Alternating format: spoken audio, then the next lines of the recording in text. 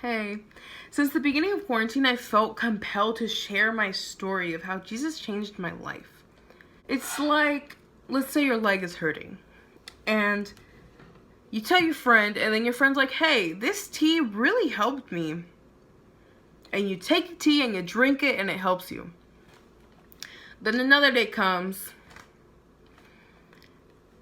and one of your friends is like, dude, my leg hurts. What you finna do? Not tell him about the tea that helped you so much? So what a better time to do so than when the world is so afraid right now. So afraid. It's great that we live in an age that we can reach someone at the other side of the world with just the click of a button. And I want to use these resources that I have been given for something good. And like my dad said, most of the best ideas go to the grave because people are afraid of the reaction that they might get. Actually, I'm a little nervous to post this as I allude to some pretty personal things in here, but honestly, if my pride is diminished because of this, so be it.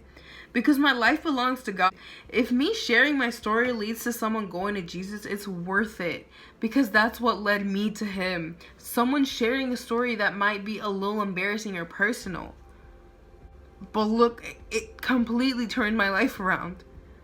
And just as a disclaimer, I talk a little bit about pornography, addiction, unhealthy eating habits, self-hate, anxiety, and depression, and body image. And even though I don't go into deep detail, I just kind of wanted to give y'all a heads up in case you're sensitive about it. Just be sure what's ahead. I considered myself to be an average kid. Still, as early as 5 years old, I can recall others commenting on my weight and appearance. And as some background information, I was diagnosed with hypothyroidism in the 2nd grade, which is where your thyroid gland doesn't produce enough thyroid, and one of the symptoms is weight gain. But my horrible diet and sedentary lifestyle obviously didn't help. It sort of felt like everywhere I went, people just loved to remind me and my parents like, hey, she's overweight. And kids would also take that as just liberty to be making fun of me and calling me ugly. And in elementary school, these comments just kind of went over my head, but they still stayed stored in my mind and just kind of subconsciously formed this opinion I had on myself. When I entered middle school, I became friends with this girl who was very pretty and much more developed than I was. And I would see how guys wanted her, and she would tell me stories of all her boyfriends. And I would think to myself, I want that because it seems like a nice thing to have. But in the following months, I saw that no one liked me or wanted me. So all the comments I had kept just stored in the back of my head, I started to believe these rude things people had said to me or about me. By the time I began 7th grade, I found comfort in pornography. And my whole idea behind this was sort of like, no one's ever gonna love me enough to have sex with me. Because I was convinced that sex was love. And I was 12. I became addicted. And I was consumed by that world, and it lived in my mind.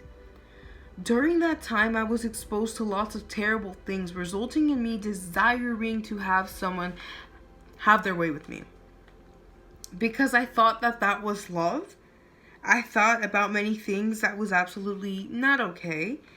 But that was my world, and I thought that it was going to make me valuable. I thought that if someone desired me physically, you made it. That's what made you important. In summer 2016, I went to Honduras with my family, but even there I continued. I was obsessed, to say the least. One day we went to an overnight service at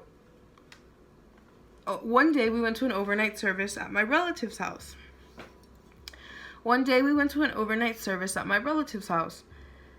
And there was this woman who claimed that God spoke through her.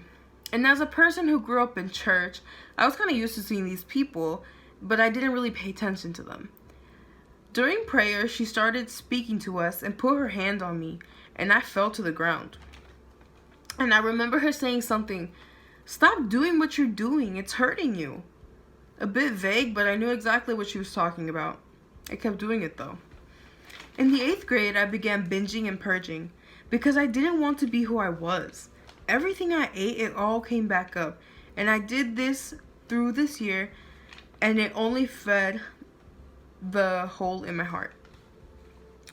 One day in the car, my friend told me about this camp she had gone to and about this guy's testimony, and it hit hard. And I felt sick.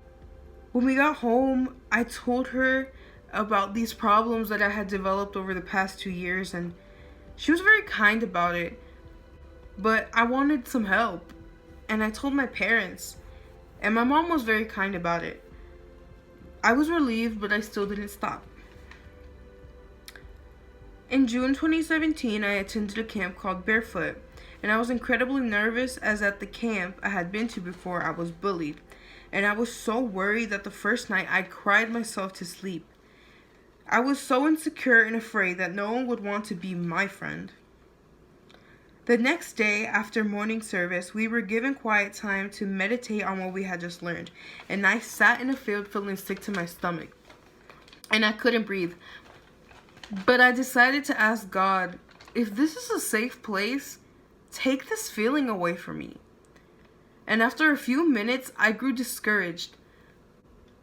But then the feeling went away, and I was happy, and I confided in my counselors and cabin mates. They were so loving. But later on in the week, a counselor told us a story about abuse and brokenness and about how she found value in Christ. And that was actually a raw topic for me, since at dinner I had thrown up all the food I had eaten. And during worship, they played Good, Good Father and Reckless Love, and I just started crying like I had never done before. My heart literally hurt. This girl came up to me and asked me what was wrong, and I told her. And she talked to me about the gospel and how Jesus just loved me so much. And that night I decided to accept him into my life. The night before camp ended, the campers were given an opportunity to talk about their experience at camp. I told them my story about how I hated myself so much, but there was something that changed in me that week. And when I was done, an overwhelming amount of people came to hug me and show me love. And in that moment, I felt the indescribable peace that the Lord will bring to your life. And my heart was truly transformed. After that, my life was different. Maybe not physically, but I had just this new mentality. And I began caring for myself and my body by exercising and eating healthier, and not looking at things that damaged me. Gradually, I stopped making myself throw up, and I eventually gave up porn and even social media in November 2017. I felt relieved and I could finally breathe. I was finally free from those chains of fear that had me bonded for so much time. And I entered high school confidently, and I was able to make friends because I wasn't afraid anymore. Now, life is not guaranteed to be perfect, but ever since I've gotten to know who Jesus is and deepen my relationship with him, I have hope in my life and I'm content. And the reason I'm here is because of his grace that saved me out of that dark place I was in. Every day I remember where I was and how much I've grown thanks to him. And when I stumble, he is there to pick me up. If you feel the way I felt about life and about myself, I urge you to seek Jesus and give your life to him, because without a doubt, that has been and forever will be the best decision I have made. I don't want this video to diminish the the severity of eating disorders or addictions or anything like that. But obviously I couldn't tell you every single detail about my life or what I went through or what I felt. But I really hope that you guys got the gist of just what I went through and how I was changed. Nothing happens overnight, I will say, and it is a process, but Jesus was the thing that prompted my process to stop those things that were hurting me so much.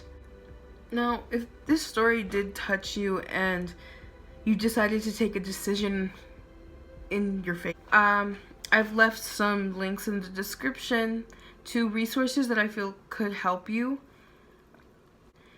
in your faith and pursuing a relationship with Jesus. Jesus has truly helped me just break down those lies that people told me about me, and truly helped me find my worth. I really hope that my story served as a blessing for anyone who needed it. Have a great rest of your day, and bye.